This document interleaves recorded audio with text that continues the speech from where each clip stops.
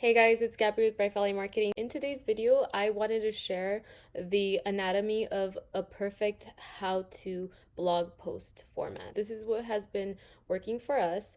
We have had multiple number one rankings for highly competitive keywords that get over 33,000 monthly searches and even higher for some. I just wanted to share with you what works, and remember to keep in mind that just because you see your competitors ranking in the top search results doesn't mean that their content is the absolute best, okay? It's just what Google currently deems is best, but that doesn't necessarily mean that's the very best. That's as best as you can go. So by following this format, I almost want to guarantee that you're gonna see some really amazing results because you are demonstrating your expertise if you follow the format and you are including unique information that no one else has included.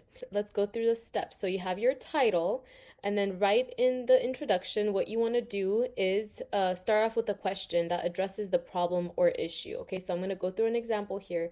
Are weeds taking over your garden? So let's say if you're writing an article about how to get rid of weeds in your garden. Are you noticing weeds in your garden? Are weeds taking over your garden? Are weeds destroying your plants? Or, just come up with a kind of like a short question that conveys a sense of urgency as well. People need to fix this problem as soon as possible before it gets out of control.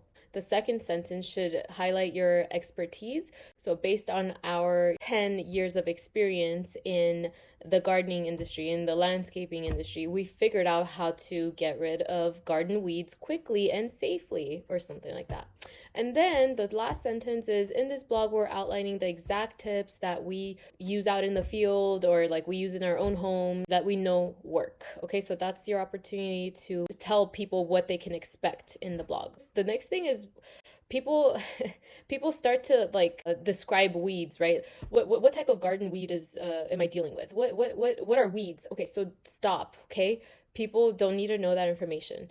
Add that to the FAQs all the way to the bottom. Don't add that at the very top. The very next paragraph should address the steps they need to know to get rid of weeds. That's where you are going to say how to get rid of weeds in 7 ways, right? Or a step-by-step guide. And then you break down all of the actual steps. Step 1.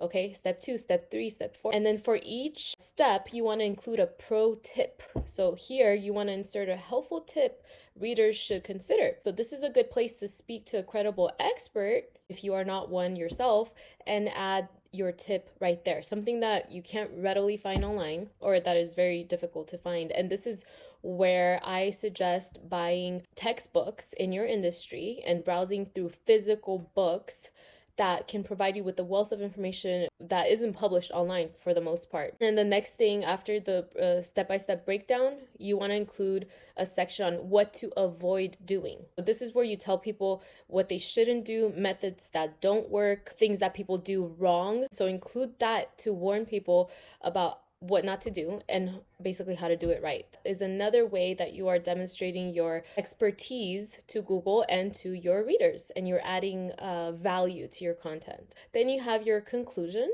and then you have your FAQ section. So in the FAQ, go ahead and talk about what are the most common weeds in gardens, what are weeds, and just whatever else you see in the people also ask section of Google search results.